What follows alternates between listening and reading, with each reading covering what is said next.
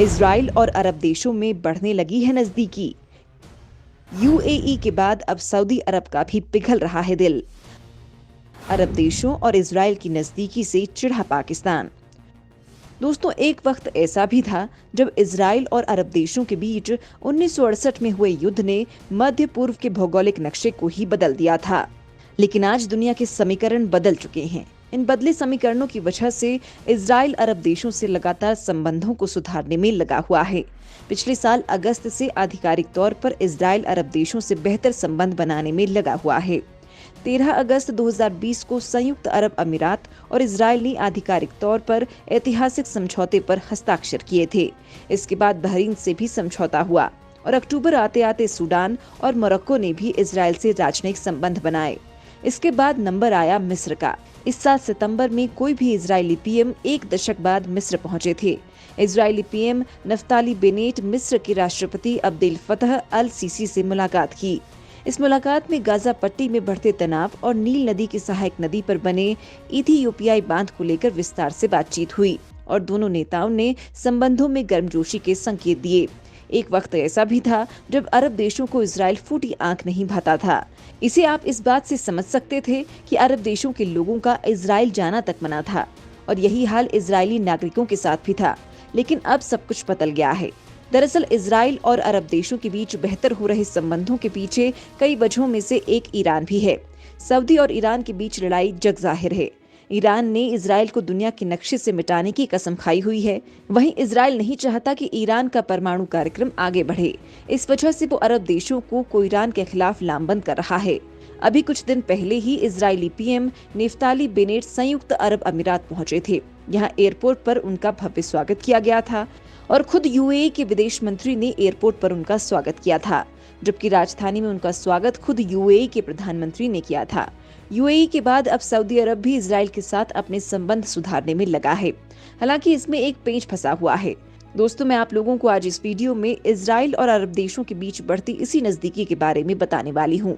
इसके साथ ही मैं आप लोगों को ये भी बताऊंगी कि आखिर सऊदी अरब ने इजराइल के संबंधों को शुरू करने के लिए क्या शर्त रखी है। अब अरब देशों और इजराइल के बीच संबंध सुधर रहे हैं तो किसी न किसी को मिर्च लगनी तय है।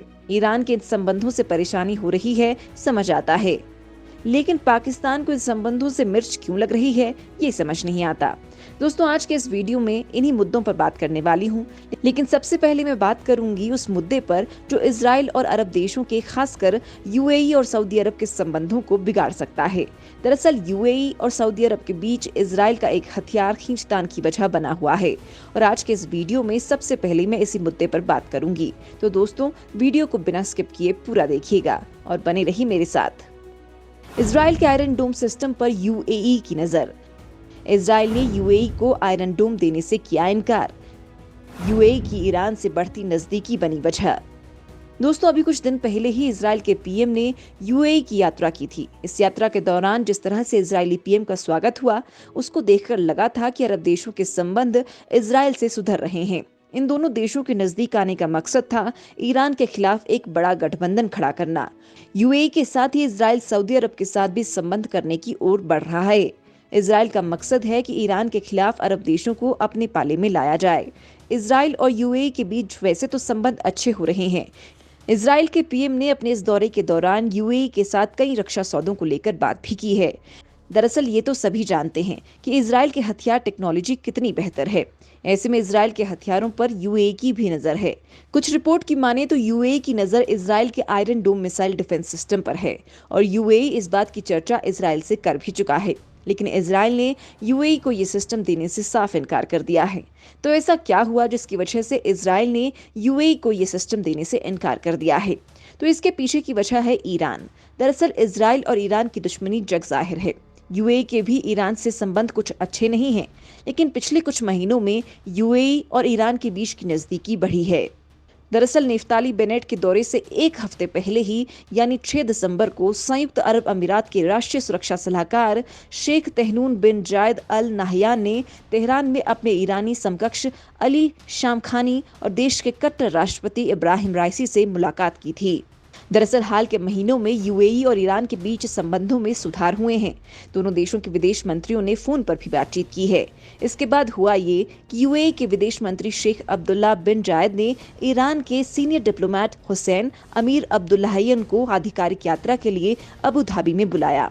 अब्दुल्लाहियन ने कहा था कि ईरान और यूएई के बीच संबंध विकसित हो रहे हैं। बस यही बात इजराइल को खटक गई और आयरन डोम के मामले में इसी बात पर इजराइल ने ना कर दिया होगा, क्योंकि एक तरफ तो इजराइल ईरान के खिलाफ यूएई के साथ संबंध बना रहा है, तो दूसरी तरफ यूएई ईरान के साथ भी अपने संबंध अच्छे कर रहा है। ऐसे में इजराइल कोई खतरा मोल नहीं लेना चाहता। अब्राहम समझौते पर साइन करने से पहले ही यूएई की नजर इजरायली advanced aerial defence batteries, iron dome और डेविड स्लिंग सिस्टम पर थी। यूएई के साथ ही सऊदी अरब भी ईरानी खतरे को देखते हुए खुद को सुरक्षित रखने के लिए एयर डिफेंस सिस्टम खरीदने की इच्छा जताई थी।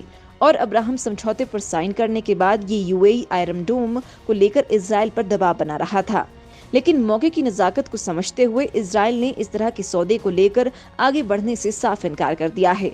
हालांकि सऊदी अरब के लिए इजराइल के दरवाजे अभी खुले नजर आ रहे हैं, क्योंकि हो सकता है कि सऊदी अरब और इजराइल के बीच फंसे पेंच का हल जल्द ही निकल सकता है। दरअसल सऊदी अरब ने इजराइल के साथ अपने संबंध सुधारने को लेकर एक शर्त रख दी है। दोस्तों, इस वीडियो में मैं आप लोगों को इसी शर्त के बारे में बताने वाली हूँ। सऊदी अरब और इजराइल की दोस्ती में फंसा पेंच। सऊदी अरब ने मान्यता देने के लिए रखी शर्तें। अरब शांति समझौते का पालन करने की रखी शर्त। दोस्तों, अमेरिकी, इजराइल, यूरोप और खाड़ी देशों को ईरान के एटमी ताकत बनने का डर सता रहा है। शायद यही वजह है कि खाड़ी के सबसे ताकतवर देश सऊदी अरब के क्राउन प्रिंस मोहम्मद बिन सलमान अरब देशों को ईरान के खिलाफ एकजुट करने के मिशन पर हैं। Prince Salman Oman, UAE, Bahrain, Qatar और कुवैत की यात्रा पर हैं। सलमान की ये विजिट इसलिए भी अहम हो जाती है क्योंकि पश्चिमी देश ईरान से एटमी डील पर विचार कर रहे हैं। इजराइल और खाड़ी देश इस डील के खिलाफ पहले भी रहे हैं और अब भी हैं, और कहा जाता है कि दुश्मन का दुश्मन दोस्त होता है, और इसी वजह से सऊदी अरब और इजराइल नजदीक आ रहे हैं। हालांकि अभी तक सऊदी अरब ने इजराइल को मान्यता नहीं दी है, क्योंकि सऊदी अरब चाहता है कि इजराइल को 2002 में हुए शांति प्रस्ताव की शर्तें माननी होंगी। इन शर्तों के मुताबिक इजराइल को उन सभी क्षेत्रों से अपना कब्जा हटाना होगा जो उसने 1968 की जंग के दौरान किया। इसके अलावा फिलिस्तीन को एक आजाद मुल्क मानना होगा और पूर्वी यरूशलेम को उसकी राजधानी माननी होगी। हालांकि ये कुछ ऐसी शर्तें हैं जिनके लिए इजराइल कभी तैयार नहीं होगा। यूएन में सऊदी अरब के परमानेंट रिप्रेजेंटेटिव अब्दुल्ला अल मुअल्लिमी ने साफ तौर पर कहा कि हम इजराइल के साथ संबंधों को बेहतर कर सकते हैं, लेकिन इसके लिए उसे 2002 के अरब शांति प्रस्ताव की शर्तें माननी होंगी। सऊदी अरब ने अपना स्टैंड नहीं बदला है, और अगर इजराइल हमारी मांगों को पूरा कर देता है तो सिर्फ सऊदी अरब ही क्यों, सभी 57 मुस्लिम देश उसे मान्यता देने को तैयार हैं। हालांकि सऊदी अरब की इन शर्तों को लेकर इजराइल की तरफ से कोई आधिकारिक बयान नहीं आया है, लेकिन माना जा रहा है कि इजराइल और सऊदी अरब के बीच बैकडोर में कुछ खिचड़ी पक रही है, क्योंकि इजराइल भी जानता है कि अगर अरब देशों को अपने पाले में लाना है तो ये काम बिना सऊदी अरब को अपने हाथ लिए पूरा नहीं हो सकता है, क्योंकि इसमें कोई दो राय नहीं है कि अब भी मुस्लिम और खाड़ी देशों में सऊदी अरब जैसा प्रभावशाली देश दूसरा नहीं है, और न ही उसके दबदबे को इस क्षेत्र में चैलेंज किया जा सकता। इसके बावजूद बहरीन, कतर और यूएई कहीं न कहीं सऊदी अरब के लिए चैलेंज पैदा कर रहे हैं। सलमान चाहते हैं कि ईरान सभी खाड़ी देशों के लिए बड़ा चैलेंज है, इसलिए कम से कम उसके मामलों में खाड़ी देश एकजुट रहें, और इसके लिए सऊदी को भी इजराइल की जरूरत है। ऐसे में आने वाले वक्त में इजराइल को मान्यता देने के मामले में सऊदी अरब का स्टैंड कुछ न कुछ कम नरमी जरूर आएगी। फिलहाल सऊदी अरब और इजराइल की बढ़ती नजदीकी से पाकिस्तान परेशान है।